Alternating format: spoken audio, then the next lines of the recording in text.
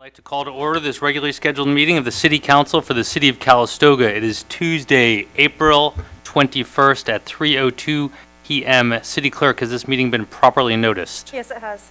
Thank you. Can we have roll call, please? Councilmember Williams. Present. Councilmember Lopez Ortega. Here. Councilmember Kraus. Vice Mayor Dunsford.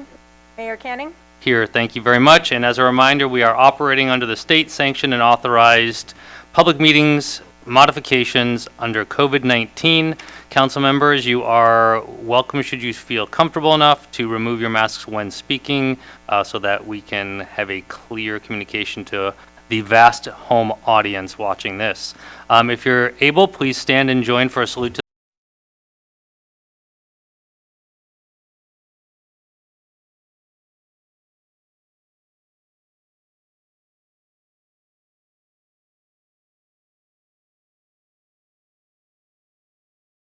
the flag. I pledge allegiance to the flag of the United States of America and to the republic for which it stands, one nation, under God, indivisible, with liberty and justice for all. Mayor Canning, if you don't mind, can I check with AV? We're not live yet. Sure. He gave me 5 seconds. I went for 10.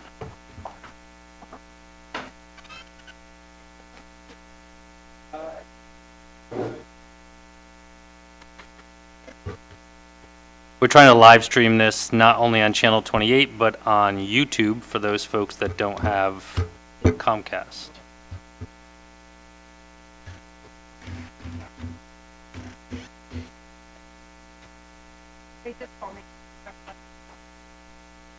I apologize.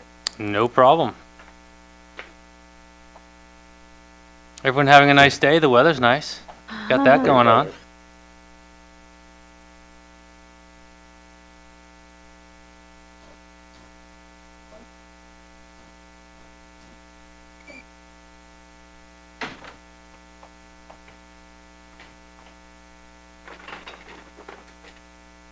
We are not yet live. They're working with IT.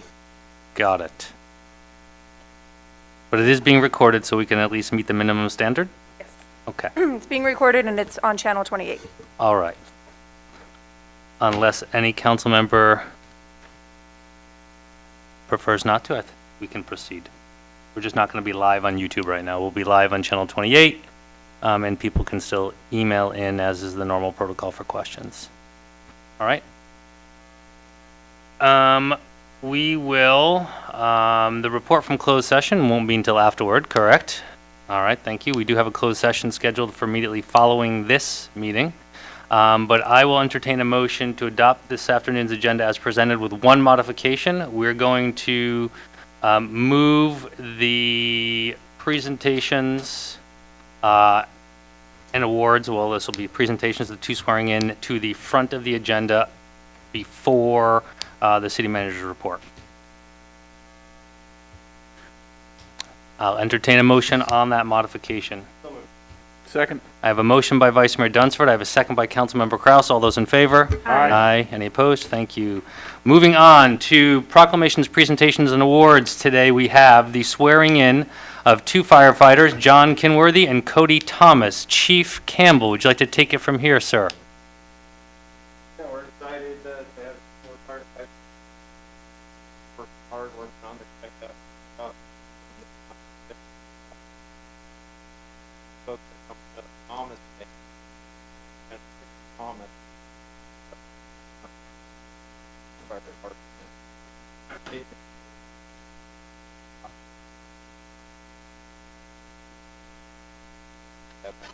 Word.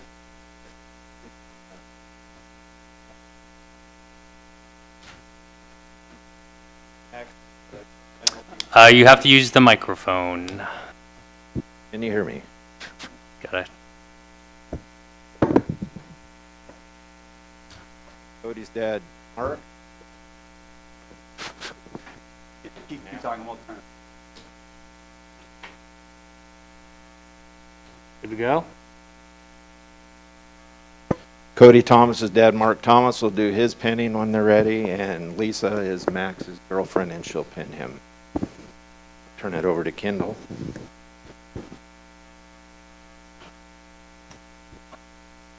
I'm actually going to have you hold the microphone because they want to hear you say it, not me.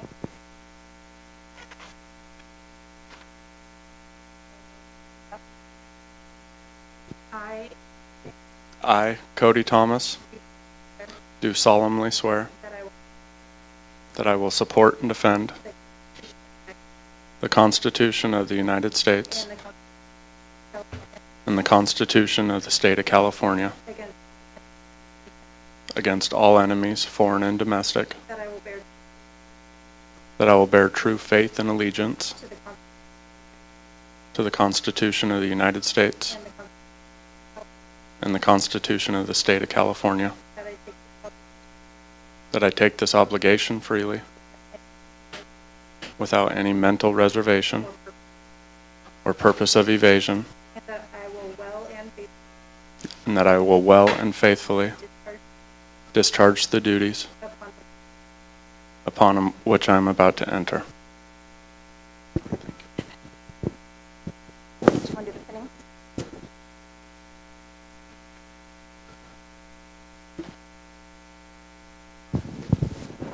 Now we recognize you.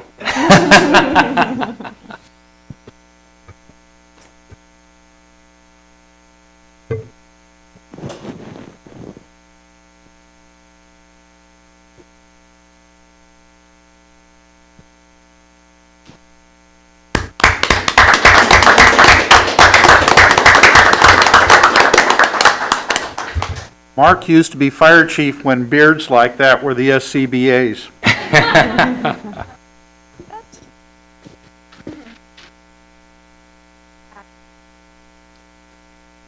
I, John Maxwell Kinley, do solemnly swear that I will support and defend the Constitution of the United States and the Constitution of the State of California against all enemies, foreign and domestic, but I will bear true faith and allegiance to the Constitution of the United States and the Constitution of the State of California, that I take this obligation freely without any mental reservations or purpose of evasion, and that I will well and faithfully discharge the duties upon which I'm about to enter.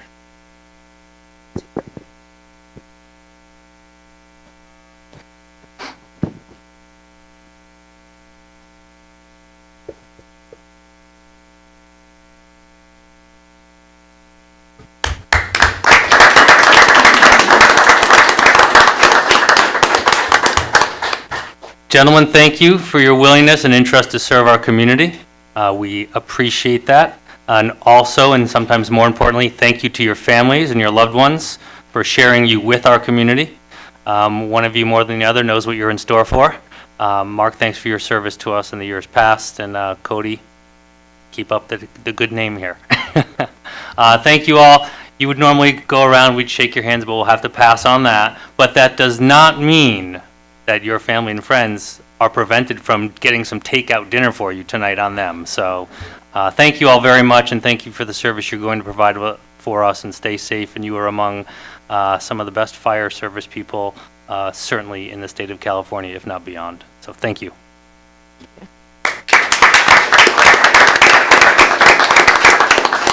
You are welcome to say any words if you would like to, knowing that you will be subjected to your colleagues when you go back. All right, you're good? All right, thank you. All right, moving on, we will move on to the city manager's report. City Manager Kern. Mayor Canning, council members, Mike Kern, city manager. Just a few quick updates. COVID-19, as of 10:30 this morning, there were 54 confirmed cases in Napa. That's an increase of 16 cases since we reported out to you last week. If you remember, on one of the curves that the health director had provided, was one of her concerns is monitoring the doubling effect, if you will.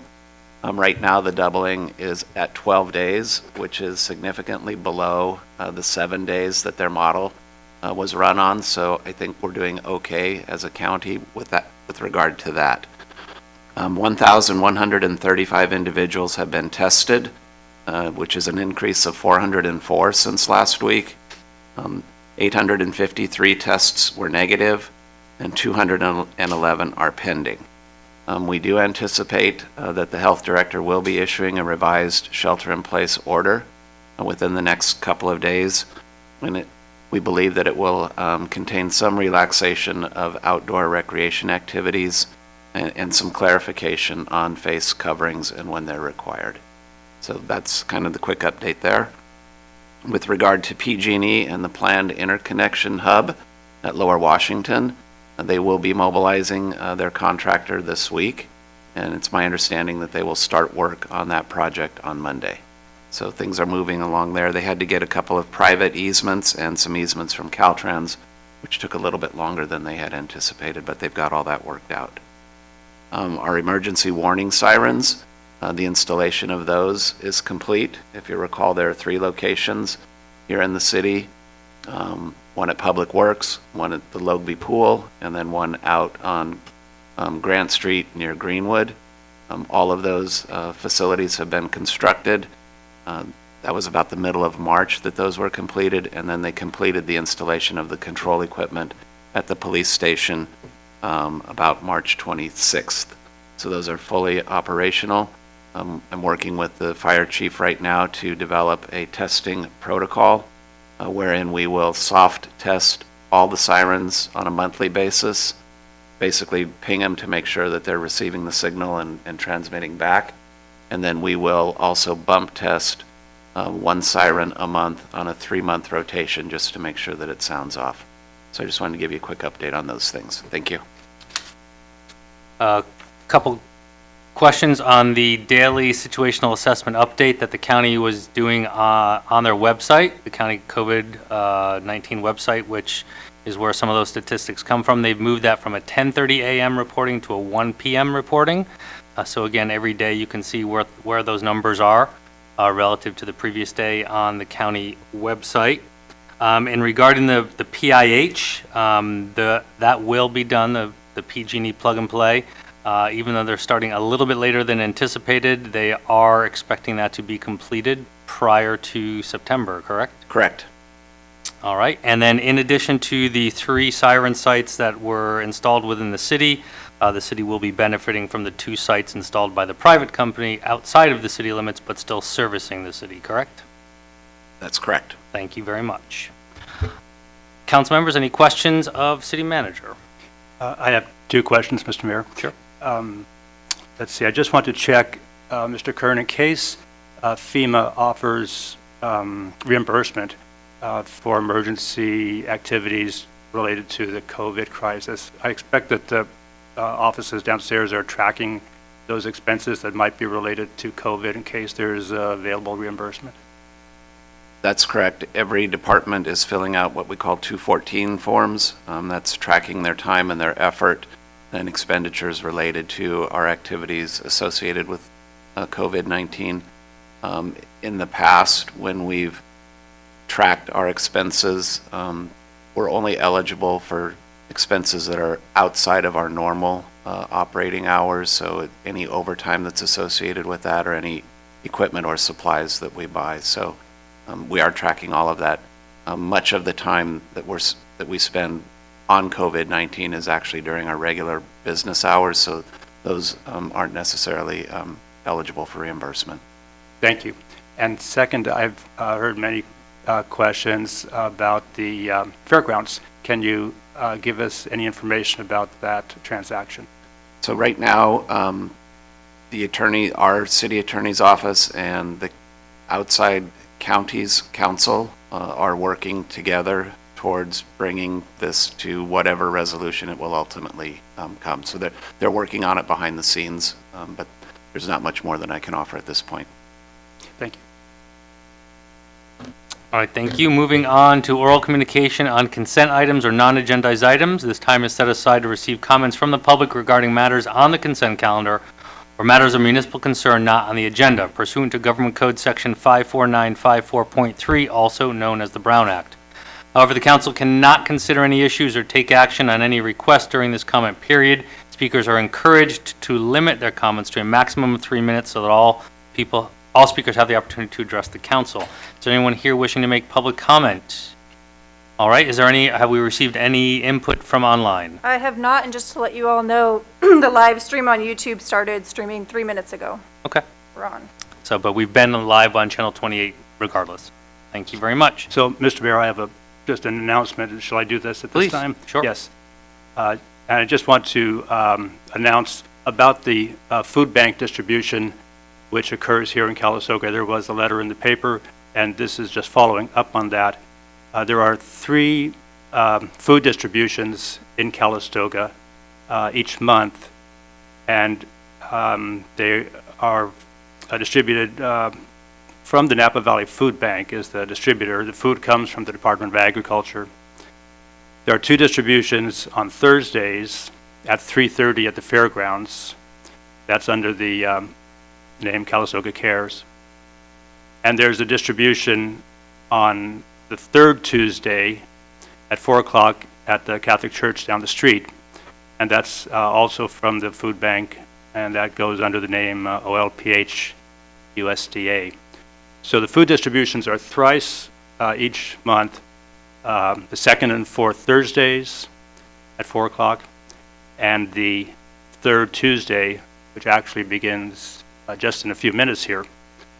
And recently, the last month or so, over 300 people have been served at each of these distributions, and donations, I understand, are accepted, and checks can be sent to the Napa Valley Food Bank, Industrial Way in Napa, or the local coordinators, Helen Archer and my wife, Charlotte Williams, are the coordinators in those distributions. And volunteers are welcome to set up. There are at least 40 different volunteers at one time or another, so the coordinators are grateful for that help, and more volunteers are welcome. And Mr. Mayor, I'd like to go into Spanish just for a minute with the same announcement. Quiero anunciar que el Napa Valley Food Bank, el Banco de Comida de Napa Valley, da comida en 3 días cada mes en Calistoga, en el segundo y el cuarto jueves en el Fairgrounds a 3:30, y también en el tercer martes de cada mes en la Iglesia Católica en la calle Washington a las 4 de la tarde, de hecho en pocos minutos hoy. Los trabajadores en los bancos son voluntarios, por eso, si usted puede ayudar también, muy bien. Y si usted quiere donar dinero o comida al banco, es importante también y muy bien. Que nosotros ayuden a nuestros vecinos y que quedemos seguros. Thank you. Thank you. And we are, through the weekly calls that the city managers and all the mayors have been in contact with COAD, which is also with CanV, which oversees. So if there are challenges with the logistics of it, we are aware of them. But should that not come from them to us, but there are some challenges experienced locally, please again let us know. There are, as stated in the last meeting, there are resources available to all Calistogans.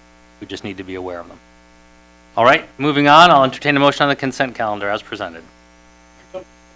I'd like to pull number 3, Mr. Mayor. So what we'll do is we'll take a motion in a second, and then if it's questions, you can ask questions, or if it's going to require a movement to an agendized item, then we'll do that. It's under the revised protocol. Okay? So do we have a second on the consent calendar? Second. We have a motion by Vice Mayor Dunsford, a second by Councilmember Kraus. Councilmember Williams, which item did you have a question on? Yes, item number 3, I have one question. Please ask staff. Let's see, I'm going to page 42.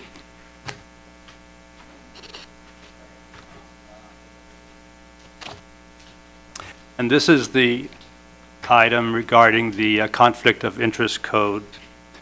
And I have no problem with any of the resolution. Just one clarification. I understand it applies to employees who are decision makers, and I'm looking at the very top of page 42, officers, employees, or consultants, if they are decision makers. And I'm wondering about consultants. Are consultants, who I think are independent contractors, are they subject to the conflict of interest code? I see them listed there, but they're not decision makers generally, or are they ever decision makers? And so are consultants properly included in this discussion, or is it strictly speaking referring to employees? So I'll take a shot at it, and if I miss it, I'll let Kendall correct me. But under California contracting law, it's my understanding that consultants are required to fill out a disclosure statement to make sure that they don't have any conflicts of interest. And if they do, they need to identify what those are. So it's primarily to keep them within their ethical boundaries. Generally speaking, they do not have decision-making authority. They're more of a recommendation. Right. We do, rely on their local expertise heavily, but it's also tempered with our own experience and judgment. So hopefully that answers your question. And Kendall, if I was too far off, please correct me. So I'm fine with all of that. So in the resolution, however, is there a reference to consultants in the resolution? Did I overlook that? That's attachment 1. They're not called out specifically in the whereas because we're not changing anything to do with consultants. They are listed in Appendix A, consultants / new positions. So that will be the new conflict of Okay. interest code. But there is no change to the consultant filing requirements. Okay. So I see them in Appendix A, and Appendix A is included in the resolution. Correct. That's fine. Thank you, Mr. Mayor. All right, you. thank you. Any other questions, council members? Anyone in the public? All right, we have a motion and a second. All those in favor? Aye. Any opposed? Thank you. Motion carries unanimously. Moving on, there are no public hearings, but we'll move on to general government, item number 5. Consideration of the annual report on the status of the Calistoga General Plan. The recommended action is staff recommends City Council accept the report and direct staff to file the report with the state. Planning Commission considered the general plan annual report at a public meeting on February 26, 2020, and recommends its acceptance by the City Council. Taking us through this will be our Director of Planning and Building, Zach Tuzinger. Zach. Thank you, Mr. Mayor, Council, City Manager. Have with you tonight as noted, the General Plan Annual Report. As noted, this was reviewed by the Planning Commission and recommended to your council back in February. Prior Director Goldberg was hoping to present this to you herself as her last duty before you, but obviously other things intervened, so I'm completing her report for her tonight. A little bit of background about the general plan and the general plan annual report. The state does require the submittal of an annual report every year. Our general plan, as you know, was comprehensively updated back in 2003. We've taken an approach with the different 11 elements of the general plan to periodically update them, kind of tackling a different element every year or two. The elements that have been updated in the last 10 years or so include the land use element in 2012, the housing element in 2014, and I'm going to come back to that one, the circulation element also in 2014, and the public safety element also in 2014. There were no amendments to the general plan in 2019. However, upcoming, as I think you're aware, we do have some pending updates to the infrastructure element. Those came to you for a public hearing a couple months ago. If I recall, there were a couple recommendations from the council of some changes, and I'm working with Public Works to get those changes in effect, and we'll bring that back to you for one final and hopeful public hearing before that can be adopted. Additionally, as you know, there were originally plans to fold the geothermal element into the infrastructure element update. We've walked that back, so we're sort of evaluating what we want to do with the geothermal element, how to involve the community and the stakeholders in that process. So that's something we'll be working on later this year. And then lastly, under state law, housing elements have to be updated every 8 years. Ours was updated in 2014. We're getting ready to enter the part of the cycle where we start looking forward to updating our housing element, which will be due in December of 2022. That seems a long way off, but when it comes to doing a housing element, that's literally right around the corner. So, the first step in that process will be either later this year or very early in '21. It's been delayed because of current events. HCD, Housing and Community Development, will be releasing the RHNA obligations. That's the Regional Housing Needs Assessment. And that'll basically tell us how many new housing units we have to generate during the next RHNA cycle. And that's really the kickoff and what drives a housing element. So we'll be looking forward to that in further discussions later this year. So for the general plan and accomplishments in 2019, I'm going to go through the individual elements and kind of highlight a few of the accomplishments that we've achieved. There is obviously a full general plan report in your packet that goes into much more detail on all the different goals and action items in the general plan. So for the community identity element, we've been working with property owners to complete seismic retrofits downtown. As I think you're aware, we still have 2 prominent buildings in the downtown area that need seismic retrofits.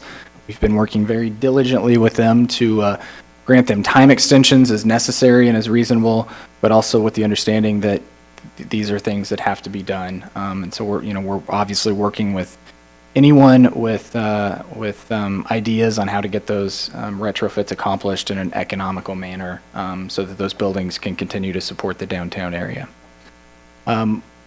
One of the things we've been looking at in the last year was an assessment of downtown street trees. Public Works has already started replacing a few trees, but we do have a report and recommendations that we'll probably be bringing to your council some point later this year on options for replacing more trees downtown. And then continued work on new wayfinding signage. Of course, you're probably familiar with the wayfinding signage that was put up within the last year or so right on Lincoln Avenue. We do have plans ready to go for additional wayfinding signage at the entries to Calistoga. It's really a matter of funding at this point to execute those additional signage. For the infrastructure element, the big accomplishment was the installation of geothermal wellhead meters at the various resorts. This is something our Public Works team has been working very hard on and is really happy to pretty much have that at the finish line. The circulation element, progress has been made on the Vine Trail in terms of both funding, design, and construction. Some of the projects that have been approved along Lincoln Avenue are working to complete their portions of the Vine Trail frontage, including Calistoga Motor Lodge. We've begun the design of the Grant Street pathway, and there have obviously been several public meetings from property owners to solicit their input and feedback and determining what that final design and timeline is going to look like. We've prepared plans for a new pedestrian crossing on Silverado Trail. Prepared a new map of downtown parking lots and availability. That map is down with the chamber and it's available on our website for the public. And we want people to know that there is parking available downtown, not just on-street parking, but we do have several city lots, including one that we lease, that are available for the public to park. We finalized the plans for the Foothill Petrified Forest traffic signal. And Public Works has continued working towards implementing and eventually building the AT&T pathway along the Napa River and the new Napa River footbridge that will go across the river here just behind us over to Pioneer Park. For the open space and conservation element, we've developed and begun implementing plans for community-driven improvements to Logevy Park. And then, of course, ongoing planning for the possible fairgrounds purchase.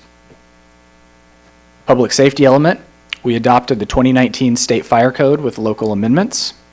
We worked with Anchor Point to develop options for a potential contract to perform a detailed fire risk assessment for the city. That was, of course, in 2019. Since then, in 2020, we've executed that contract, and work is ongoing on the Anchor Point contract to do that analysis. We've planned outside emergency warning siren systems. Of course, that's 2019, and as the city manager just noted, those systems have been installed and are in the process of being tested. And then ongoing, as we've participated in the update of the countywide hazard mitigation plan. That's in the draft form right now, and we anticipate here in a couple months bringing that to your council for review as well. Economic development, continue to provide financial support for the Calistoga Chamber of Commerce and Visitor Center. Housing element, we've continued to administer the residential rehab program. That's largely CDBG funded, Community Development Block Grant. At your May 5th meeting, we'll be having a couple public hearings related to that, a closeout of our 2016 CDBG grant, and a discussion and public hearing concerning possible 2020 CDBG grant applications. We've continued to further look at further options for the development and retention of affordable and attainable housing here in Calistoga. Of course, we have the property on Lower Washington, the Earl and Eddy site. We've talked to different potential housing providers. We had a presentation last year from the Housing Land Trust to talk about that new model as a way for possibly creating and retaining affordable and attainable housing here in Calistoga. So that's an ongoing project as well. The land use element, there were no revisions to the land use element, although it's noted in your report that we do evaluate the flood insurance rate maps every year and see if those necessitate any revisions to the land use element. There were no changes of note to the flood insurance rate maps, so no changes needed to be made to the land use element. And with that, I'd be happy to answer any questions you may have. Zach, thank you very much.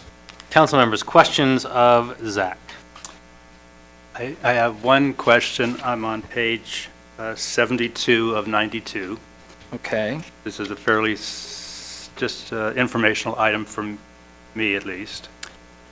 And on the top of the page, we're looking at section 3.3-1, 3.3-2. There are references to properties which are Category A and Category B. Yeah. And I went online for about 20 minutes and finally gave up and said that you can tell me more quickly than I can find online what those categories are about. Sure. So those are an appendix in the general plan. A number of years ago, we had an evaluation done of all the buildings in Calistoga, and there's essentially the two lists, the A list and the B list, we call them, for historic properties in Calistoga. Category A properties, for example, would be like the Palmer House or the Francis House, really pristine gems of historic properties that are in really good condition, have significant historic notoriety, significant architecture. There are certain limitations in the general plan on what can be done to those properties in terms of renovations, expansions, additions. Category B, those are properties with some potential historic value, and they're not perhaps as notable as, say, something like the Francis House, or perhaps not as architecturally significant. But before somebody decides to demolish one of those properties or substantially renovate one of those properties, we do usually recommend somebody goes through an architectural historian, evaluate those properties, and provide recommendations about how those properties should be treated through any project. Thank you. So not to get off on this too long, but is every structure in town in one or the other category? No, I would say, without hard numbers, I'd say there's probably about 50 structures on the Category A list and probably another 50 or so structures on the Category B list. Thank you. You're welcome.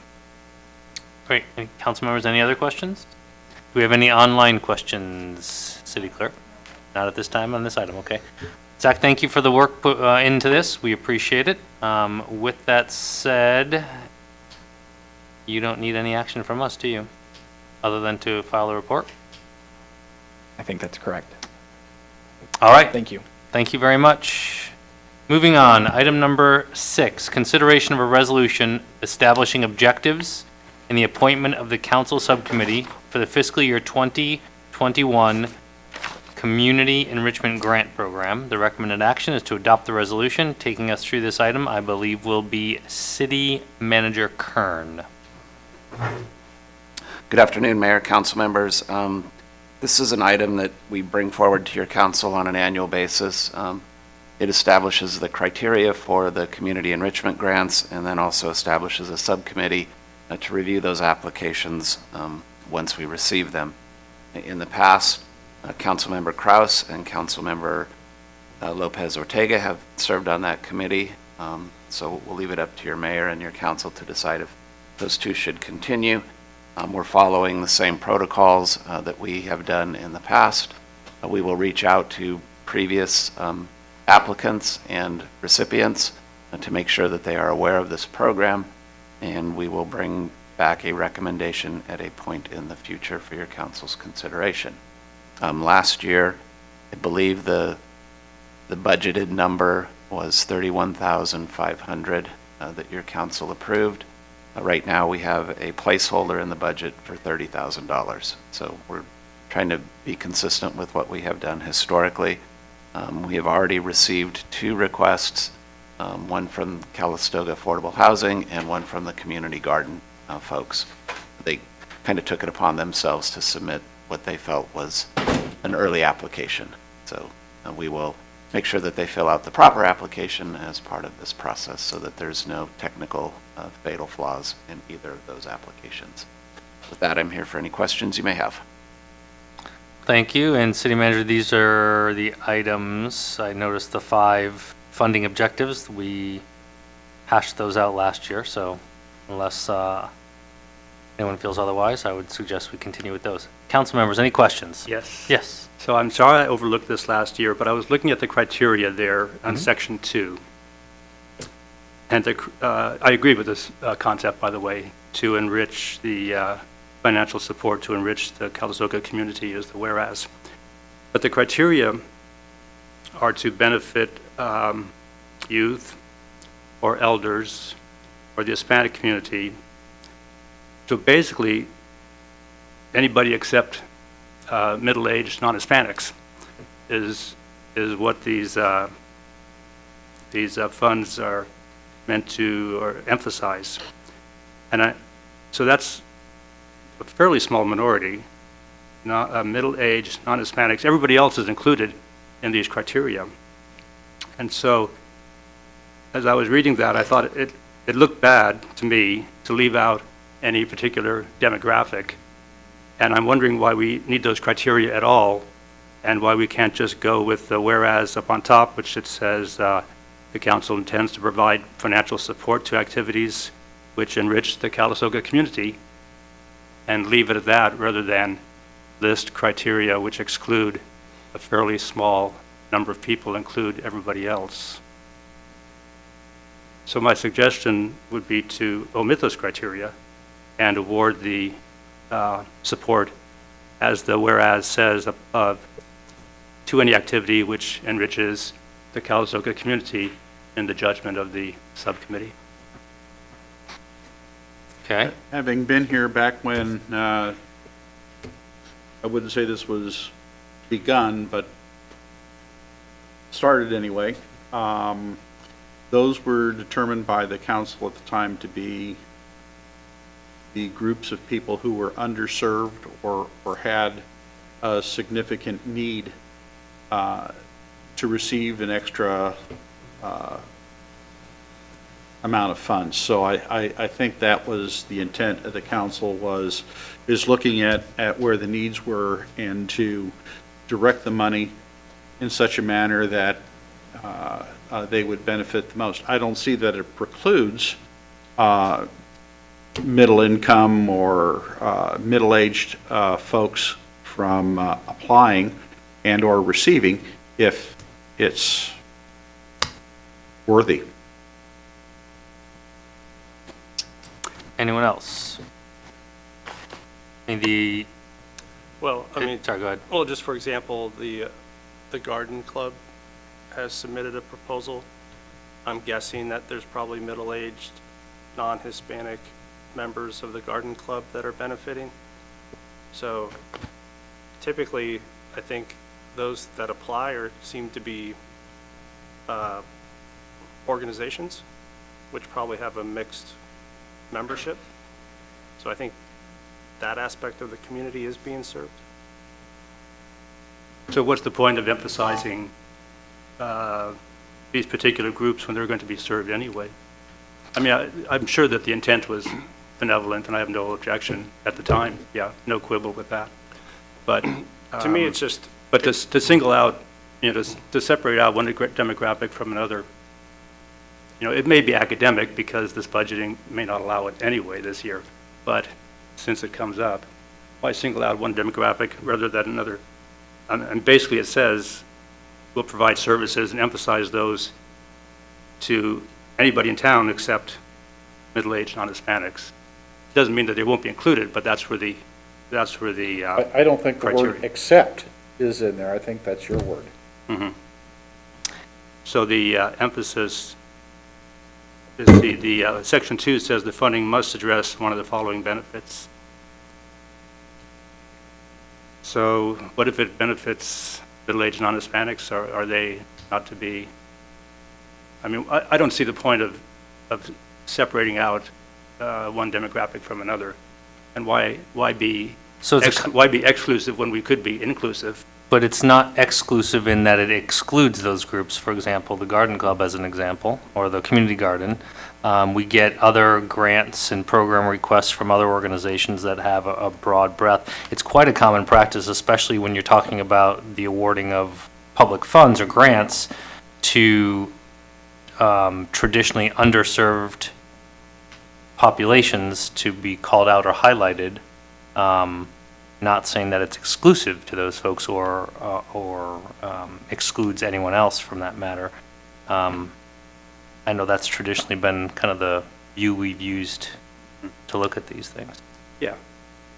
I mean, do we know about that underserved, overserved? Is that the case in town, that this group is underserved and another's not?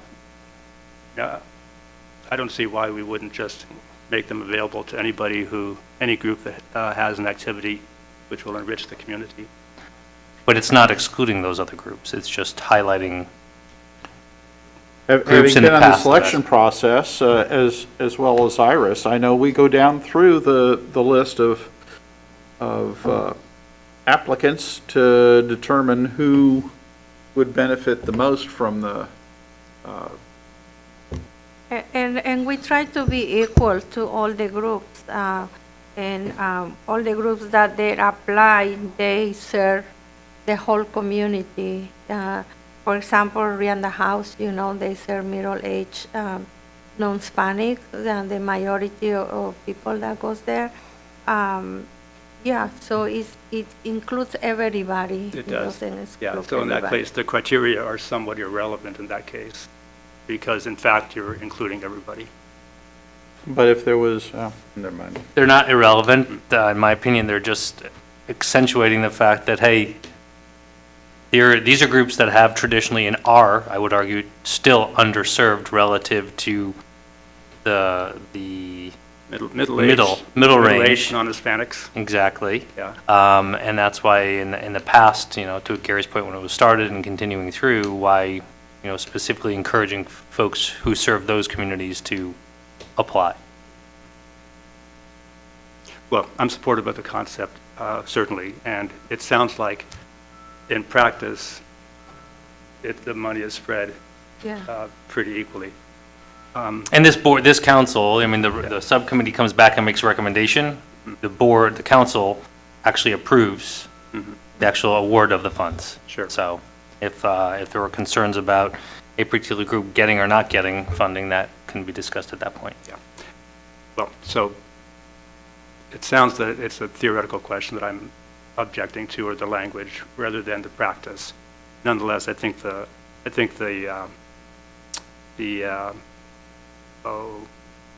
separation of demographics, I think, is not I don't think it's a healthy thing to do.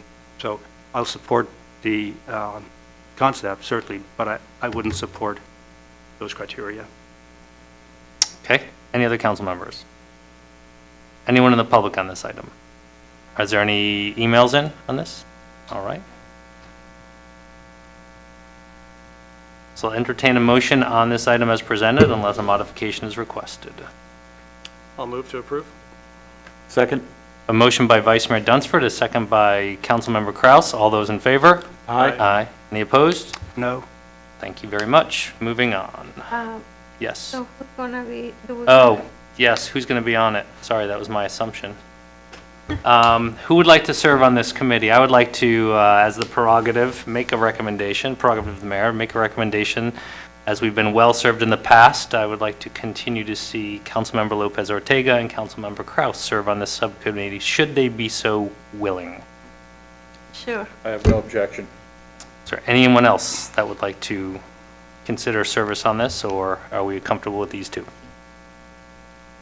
All right. I'll amend my motion to include the two nominees, if that's necessary.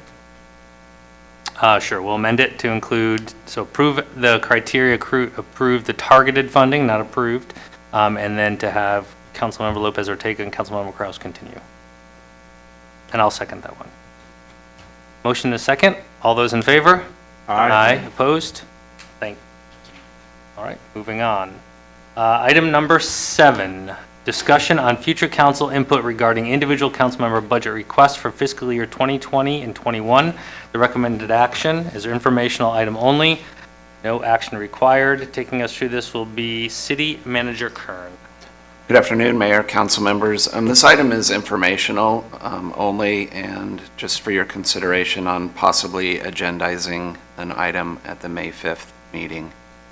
Historically, when we've gone through the budget process, we've done it in several steps. The first one being the goal-setting session, and then having a budget workshop with your council where the department heads present what they're currently working on and what they foresee in the next fiscal year. Then we go through a couple of public meetings where we review the draft budget, and then finally the adoption of the final budget. Ideally, we get all that done before June 30th, which is by law we have to have an adopted budget. However, your council, as I've indicated before, does have the ability to do a continuing resolution to extend a budget in the event that there are unforeseen circumstances that would prevent that from happening. What I'm asking for your consideration or discussion is whether or not you want to have an item on the agenda which would allow individual council members to bring forward budget ideas or concepts that you individually have been thinking about. In the past, we haven't really solicited your individual input in a collective fashion like this, and we kind of stumble along through the goal-setting session and some of the budget workshops. This would be an opportunity for you to present anything specific that you would like staff to consider in a future draft budget. So with that, I'm just seeking some direction on whether or not you want to have us put something like that on the agenda for next, the 5th. And for clarification's sake, it's not that you haven't solicited our opinion, or certainly not received our opinion on I think budget. receiving it is the better Yes, term. but we've done it collectively, but you're looking for more formalized input, especially with this shortened budget window we have. Shortened budget window, and then recognizing that this is going to be a totally different animal going forward, at least for the handful of months before us. Okay.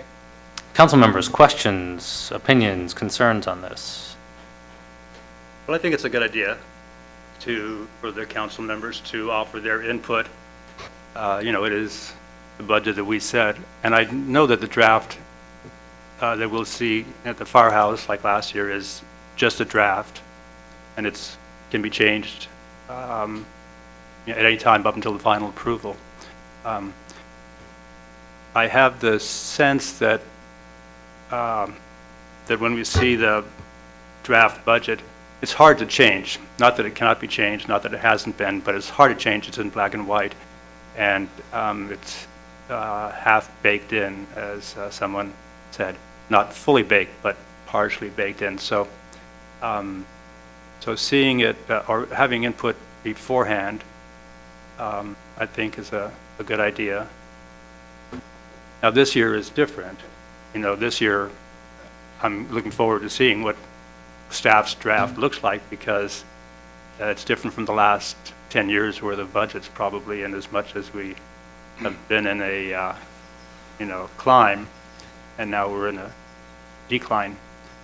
So our ideas in this, what we might want to spend money on this time around may not matter, because there may not be that kind of money to spend. I understand that. So, but as a general idea, I like the idea of offering ideas ahead of time so that the staff can incorporate them if the council seems to think that's interesting for them. Traditional practice has also been, it's not, I certainly do not want the impression out there that the council doesn't engage until we see your draft. I mean, throughout the year, we're sharing with you our concerns, our priorities, et cetera, and then while the draft budget comes to us kind of in its rawest form, it's the baseline. It's not, we don't go for, as I mentioned last time, we don't build the budget from a zero-based budget where it's zero and you add up. There are commitments and obligations we have that kind of is where it starts, and we certainly have, at least in my 10 years on the council, and I know I'm outserved by others here, they those recommendations or those drafts can vary considerably, the finished product, from where it started, based on that input, not only from the council, but from the public as well. But I have no objection to the opportunity to formalize the input that traditionally has been informal, or at least part of the public process, with that.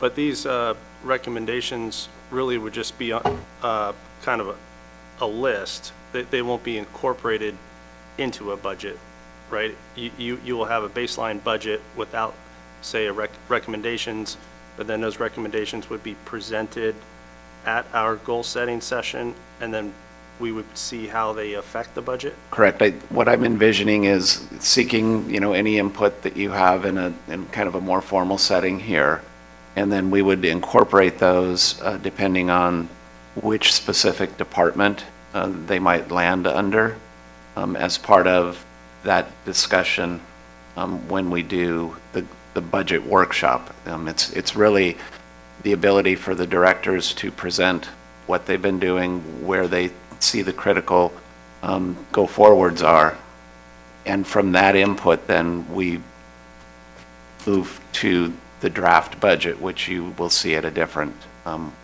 presentation. So on the 5th, it's a regular council meeting. On the 7th is when we'll meet here rather than the fire station and do that, what I call the budget workshop. It's not a draft budget, it's more of a workshop to let you see where we're going, and then that helps to set the foundation for what the draft budget looks like, which would come to you the next, I can't remember exactly if we were the last meeting in May or the first meeting in June, to have that budget workshop. Or the presentation of the draft budget. Right, and then in the first step of this is when we'll have visibility to the assumptions that staff makes on the impact of this situation we're in currently. Correct. Okay.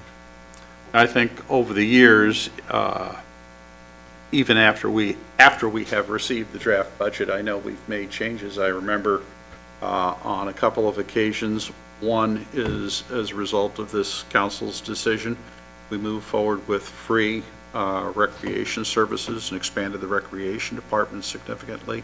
That wasn't included in the draft budget. I can also remember liquidating some reserves in order to get more street work and side work done. So the council priorities, in my tenure anyway, have changed the budget after its draft form. And I think there's also, I know I've had input to the various city managers as to things that I would like to see in the draft budget before it came out. So just because it's a draft budget, it is, in my tenure, been a draft.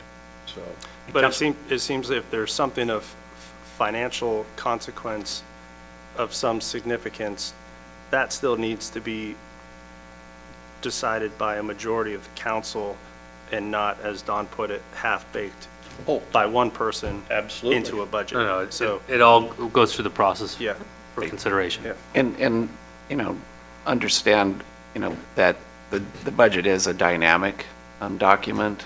We do budget adjustments on an as-needed basis. If a special project comes forward or we get, a grant funding, we bring those items to your council on an individual basis.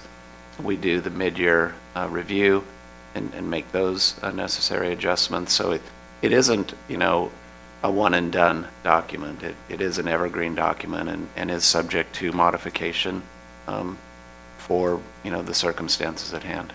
the sirens Right. were, Or the anchor point opportunity And the to, anchor point, true. to do that special study.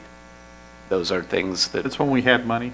well, it was when we needed to do the project too, so that we could be ready for, whatever the outcome is before the beginning of the fire season. And Gary, when you had, over the years, you'd have a wish list, and then you would bring them to the city manager at the time, and And then, do you remember how that worked? Did the city manager or did staff incorporate those ideas of your wish list into the Sometimes, draft? that's what happened, you know, I'm sure you have a regular meeting with the city manager, and I don't have such a regular schedule. I just drop in and bother him.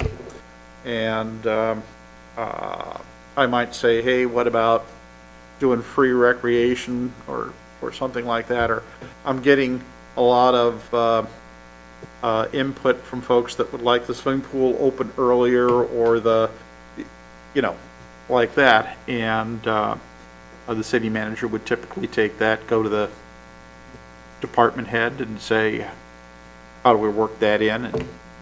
And it's not the case that the city manager, with ideas you bring as a council member, that the city staff, city manager, or anyone else says, yes or no, I'm going to share this with the council. It's courtesy to give them the heads up so they can run some numbers in case the question gets asked, but all ideas by the council and then indeed the public get presented and vetted during that period. My recommendation is if you have an idea, the sooner you can serve it up so that they can do some at least back of the envelope math, the more helpful that tends to be. Correct. So it's taking it to the next level. I get your input on a regular basis, and then this would be an opportunity for the entire council to, you know, vet and review some of those requests in a fully transparent and open fashion. I also go in and talk to Gloria maybe every couple of 3 months. I'll go in and ask how certain revenue streams are coming in and what's going on with workers' comp or some other billing that we might, insurance issues. So, and she always has a good answer. Not necessarily the answer I wanted to hear, but she's always got a good answer. All right. Anyone? Sorry, go ahead, Sorry. Iris. For me, looks like a good idea because that, you know, we all see things different in different way, and we serve the community, you know, the whole community, and we get requests from, you know, from different groups. So have the opportunity to bring, you know, those ideas will be good for all of us. Okay. Anyone in the public? Okay, Mike, to be most helpful, what would you like from us So I think for that meeting on the 5th? for that So meeting on the 5th, if give you a heads up. give me a heads up, or, you know, ideally, you know, just a laundry list of what you might want to have entertained as part of the upcoming budget. And that's included or excluded from the budget? Don't know. want- That's your Inputs job. either way, yes, yes. That was a But statement, not a question. That gives us the opportunity to try and put a dollar value to whatever the item is, and or, you know, what unintended impacts might be derived from your item. So if I could get those, you know, by next Tuesday, that would be very helpful. Okay. And if it's the consensus of the council, then we'll agendize it for a full-on discussion item. But by what date would you want to have any input? Considering that the council will go ahead and approve this idea, by what date would you need the input from the council? If I could get it from you within the next week, so a week from today would be great. But that does not preclude us from surfacing new ideas on the 5th, because it's an open discussion. Or at any time through, Correct. at any time period. You can have a more informed discussion if you have a heads up so that you can provide some financials behind it. Correct. Okay. All right. By consensus, are we all comfortable with that? All right. Thank Give you. enough direction there, Mike? I do, thank you. Thank you very much. We will be adjourning to a closed session, but I just want to, for the information of those at home or even in this room, the two items that we'll be addressing in our closed session is number one, conference with legal counsel on anticipated litigation, significant exposure to litigation pursuant to subdivision B of Government Code 54956.9, one potential case. And then item number two is conference with labor negotiators, Government Code 54957.6, The agency negotiator is City Manager Kern. The employee organizations pertaining to the conversation, Calistoga Police Officers Association, Calistoga Professional Firefighters Association, Calistoga Public Employees Association, and the unrepresented employees. So that's just as a point of information. With that said, we will now adjourn the regularly scheduled meeting that we just completed. Thank you all. Have a nice afternoon. And then we'll, in 2 minutes, start the closed session, which does have a public comment period if anyone is interested.